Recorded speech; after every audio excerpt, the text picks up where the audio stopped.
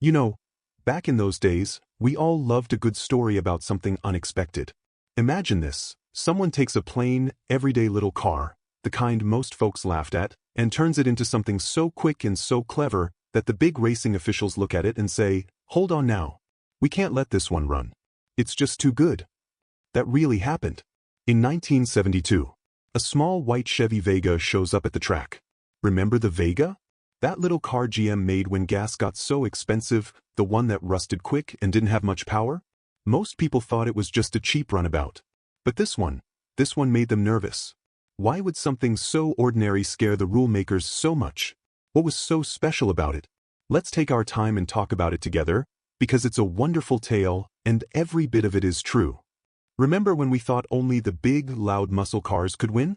Well, this story might change how you see those old days. And if stories like this bring back good memories for you, give it a little like to let me know. We'll keep going. Now, let's go back a bit to the Chevy Vega itself. Most of us who were around in the 70s remember it pretty clearly. It came out when everyone was worried about fuel shortages. GM wanted something small, light, easy on gas. But honestly, it wasn't much fun to drive. It burned oil, the body rusted through too soon, and it just didn't have the get up and go we were used to. A lot of folks called it a disappointment. You might even have owned one, or known someone who did. But there was one man who looked at that same car very differently. His name was Bill Jenkins. Folks called him Grumpy, not because he was mean, but because he was serious about his work. He came from Pennsylvania, a regular mechanic who loved figuring things out. He always carried a little notebook, writing down measurements, times, ideas. He didn't brag or make a big show. He just thought hard and worked hard. While everybody else was putting huge engines in big flashy cars, those powerful Hemis and big blocks that roared like thunder, Grumpy quietly picked up a Vega body.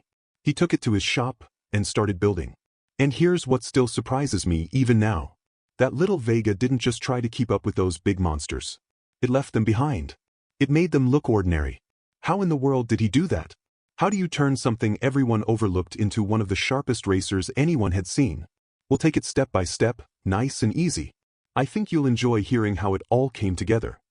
Tell me in the comments if you remember the Vega days, or if you've heard of Grumpy Jenkins before. I'd love to hear your thoughts. We're in this together. Now, let's step inside Grumpy's shop for a moment, back in those early 70s days. Picture a small garage in Pennsylvania, tools hanging on the walls, the smell of oil and metal, a single light bulb swinging overhead. That's where the magic started. Grumpy didn't rush. He never did. He took that ordinary Vega body, plain white, for doors, hatchback, and began to think about every single part the way a craftsman thinks about a fine piece of furniture.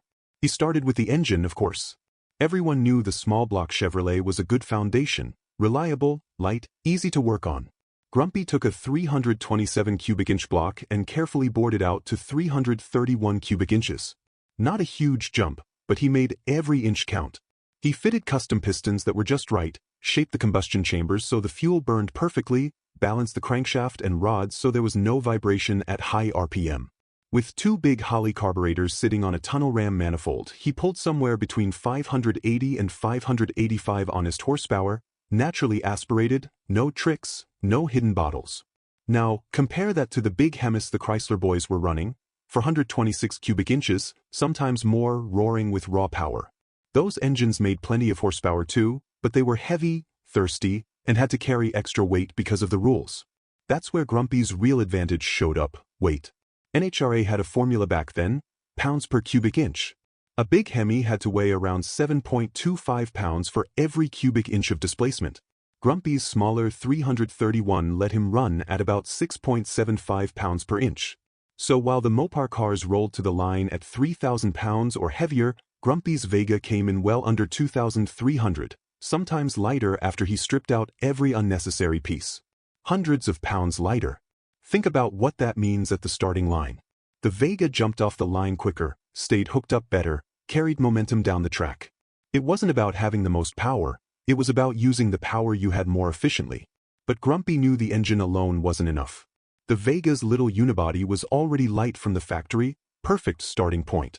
He kept the outside looking almost stock, same fenders, same hood, same innocent hatchback profile that nobody would suspect. Underneath, though, he did something clever nobody had really done in pro stock before. He built a hidden tube frame chassis, strong chromoly steel tubes welded inside the body hidden from view. It made the whole car stiff and straight, so it didn't twist under power, but it added almost no extra weight. Up front, he used a MacPherson strut setup. Simple, effective, kept the tires planted. In the rear, a 3-link suspension with a strong Dana 60 rear end to handle all that torque without braking or hopping. Every measurement went into his little notebook: angles, weights, spring rates. He tested and retested until it felt just right. And then there were those headers. Big, equal-length tubes that swept out through the front fenders instead of underneath like everyone else's. They looked bold, almost angry.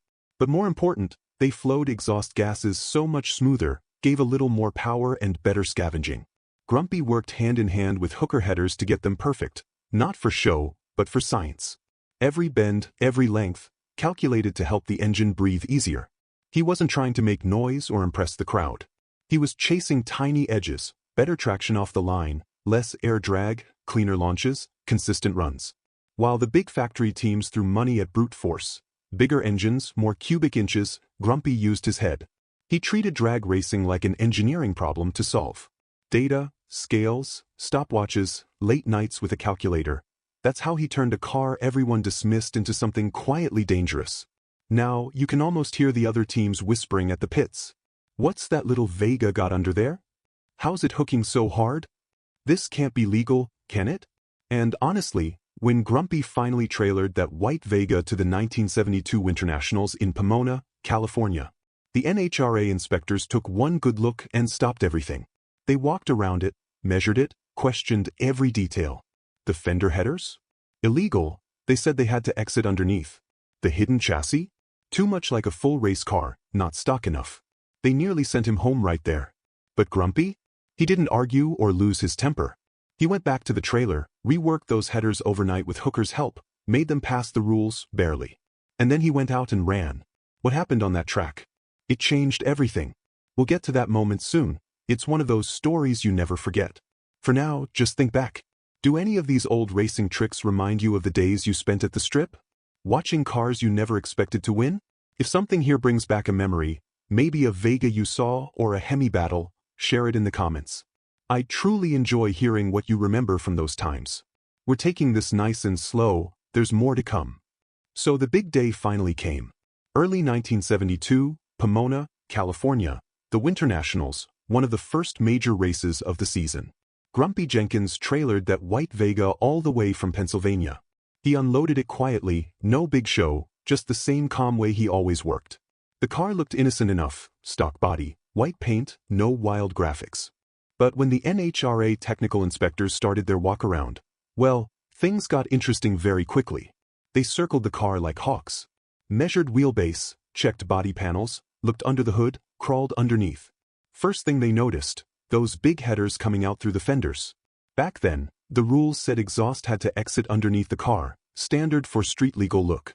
Grumpy's setup was different: cleaner flow, better power, but they called it illegal on the spot. Too race car, they said. Then they spotted the hidden tube frame chassis inside the body. It made the Vega stiff and strong, but it wasn't something you'd find in a showroom Vega. The inspectors shook their heads. This isn't stock enough, they told him. This breaks the spirit of pro stock. Pro stock was supposed to be about modified production cars, big engines in big bodies, fair fight between the factories. The Vega was small, light, clever, and suddenly it didn't fit their picture. There were whispers in the pits. They're going to send him home. This little car is too good, too different. Some folks even said the rule makers were protecting the big block teams, the Hemis, the Rat Motors, the ones sponsors loved. Grumpy didn't argue much. He listened, nodded, kept his temper. That's just how he was: grumpy in name, but steady in heart. Instead of packing up, he went back to the trailer that night. Called up his friends at Hooker Headers. They worked late into the dark, bending new pipes so the exhaust would exit underneath like the rule book wanted. Not as perfect as before, but close enough to pass. Next morning, he rolled the Vega back to inspection. They measured again, looked again, and this time, barely, they let it through. Grumpy qualified 17th, not great on paper, but when eliminations started, something shifted. He made his first pass. The Vega hooked hard, tires biting, front end lifting just a touch. Ran a mid-9-second quarter mile, quicker than most expected. Round after round, he kept winning. Big Mopar cars with their huge engines smoked their tires trying to catch him. Chevy big blocks spun, lost traction. The Vega just launched clean, stayed straight, crossed the finish line first. Fans in the stands started cheering for the underdog. The other drivers? They looked stunned. How was this little economy car beating monsters? By the end of the weekend, Grumpy had made it deep, farther than anyone thought possible. He didn't win the whole event that time, but the message was clear. This Vega was no fluke. It was fast, consistent, smart. And the NHRA? They realized they had a problem on their hands. If more teams copied Grumpy's ideas, small engines, light cars, clever tricks, the whole pro stock class might change forever. The big sponsors, the factory support, it could all shift. That near ban at Pomona wasn't the end. It was just the beginning of a quiet battle. Grumpy kept racing, kept winning, kept writing in his notebook. The rulemakers watched every pass. They started talking about changes, weight brakes, carburetor rules, body mods, to slow the little cars down. But Grumpy adapted. He always did. Looking back now, it's one of those moments that makes you smile. A regular guy from Pennsylvania, with a car nobody wanted, showing the big boys how it's done. Reminds you of simpler times, doesn't it? When one smart idea could turn everything upside down. Did you ever see anything like that at the drags back in the day? A car that came out of nowhere and changed the game? If a memory comes to mind, maybe a race you watched or a story from a friend, share it in the comments. I'd love to hear what those weekends were like for you. We're getting close to the best part now, how this Vega took over the season. Let's keep going together. After that tense start at Pomona, Grumpy didn't slow down. He took the Vega on the road for the full 1972 NHRA season, and what happened next still feels almost unbelievable when you look back. He entered 7 major national events that year. Out of those 7, he won 6. 6 national event victories in one season, something unheard of back then. The car ran consistent mid-9 second passes, sometimes dipping into the high 9s, always hooking hard off the line. While the big block cars spun tires, smoked clutches, or just couldn't get the power down, the Vega launched straight and true. Every pass felt calm, almost surgical. Grumpy didn't over-rev, didn't burn rubber. He just drove it like he built it, precise. The prize money tells the story too. Back in 1972, he pulled in over $250,000 from wins and match races. That was a fortune, more than most professional athletes made in a year. Sponsors started paying attention. Fans cheered louder every time that little white car rolled to the line. The other drivers? They started calling it unfair. How can a 4-cylinder economy car beat our Hemis? There must be something hidden in there, nitrous, maybe? But no. Grumpy ran clean every time. No secret tanks, no illegal tricks, just better engineering, lighter weight, and smarter tuning. The Vega's success changed the whole feel of pro stock. Races that used to be loud battles between factory big blocks suddenly became predictable. The underdog kept winning. Sponsors who backed the Mopars and big Chevys began to worry. Why invest in heavy, expensive cars when a light, small block Vega could take the trophy? The crowds loved the story, but the rulemakers started to feel the pressure. So NHRA did what organizations do when one car dominates too much. They changed the rules. Not all at once, but step by step. They adjusted the weight brakes, made small blocks carry a bit more poundage per cubic inch. They limited carburetor sizes and venturi area so the little engines couldn't breathe quite as freely. They tightened up on chassis mods, body alterations, anything that gave too much advantage to the lighter cars. It wasn't called a ban, never officially, but everyone knew the changes were aimed right at Grumpy's Vega and the ideas it brought. Did it stop him? Not really. Grumpy adapted like he always did. He tweaked the setup, found new edges, kept winning into 1973 and beyond. But the rules kept shifting, making it harder for the small block lightweights to stay on top. Other teams started copying him, building tube chassis, running smaller engines, chasing efficiency instead of raw size. In a way, Grumpy forced the whole sport to evolve. Pro stock became more about brains than brute force, and we still see that today. Looking back, it's a quiet kind of triumph. A man from a small shop in Pennsylvania, driving a car nobody wanted, showed the big factories how racing could be done differently. It reminds you of those old days when one good idea could shake everything up, when the track wasn't just about money and power, but about who thought the hardest. Does this part of the story ring true for you? Did you follow pro stock back then, or maybe catch one of those races on TV? Perhaps you remember when the little cars started showing up and turning heads.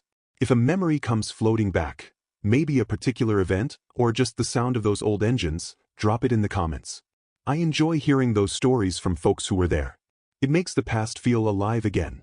We're nearing the end now, but there's one more piece that ties it all together. The lasting mark this Vega left on racing. Let's finish the tale together, nice and easy. And so the little white Vega, the one that started as a joke and ended as a legend, left its mark on racing in ways we still feel today. Grumpy Jenkins didn't just win races, he changed how people thought about drag racing. Before 1972, pro stock was mostly about who had the biggest engine, the loudest roar, the most factory money behind them. After the Vega, it became about something else. Who could think smarter? Who could use science, weight, aerodynamics, efficiency, data, to beat raw power? Grumpy's notebook, his quiet measurements, his hidden chassis and clever headers, those ideas spread. Other teams copied them. Small block cars got lighter, stiffer, more efficient. Even the big factories started paying attention to power to weight instead of just cubic inches. Look around modern racing now, NHRA pro stock today, even some street builds, and you see echoes of that Vega. Tube chassis hidden in production bodies. Careful tuning over brute force. Data logging, wind tunnel testing, every little advantage counted. Grumpy helped turn drag racing from a horsepower contest into an engineering sport. And the Vega itself? It proved an underdog can win. Not with money or muscle, but with patience and brains. Here's the quiet twist that always makes me smile when I think back. The NHRA never really banned the Vega. They changed rules to balance things, yes, but in doing so, they ended up embracing many of Grumpy's ideas. The sport got fairer, more interesting, more open to new thinking. What started as a near-miss ban became a gift to racing. The little car that scared them at first ended up making everything better. Grumpy kept racing for years after, won more titles, built more cars. He passed in 2012, but folks still talk about him at the track, the quiet mechanic who proved you don't need to shout to be heard. That Vega? It sits in museums now or in private collections, a reminder that sometimes the smallest thing can make the biggest difference. It's a good story to carry with you, isn't it? A reminder from those old days that cleverness and hard work can turn the tables, even when the odds look long. We don't see many tales like that anymore, but when we do, they stick with us. If this brought back some good memories for you, the sound of those old engines, the smell of race gas, the thrill of an upset win, share a little piece of it in the comments. Maybe a race you saw in person, or just how those weekends felt back then. I read every one, and it means a lot to hear from folks who remember. Thank you for spending this time with me, walking through the story together. If you enjoyed it, give it a like. It helps more people find these old tales. Subscribe if you'd like more stories from the past, quiet ones like this, about the cars and people who shape things. Until next time, take care, and keep those memories close.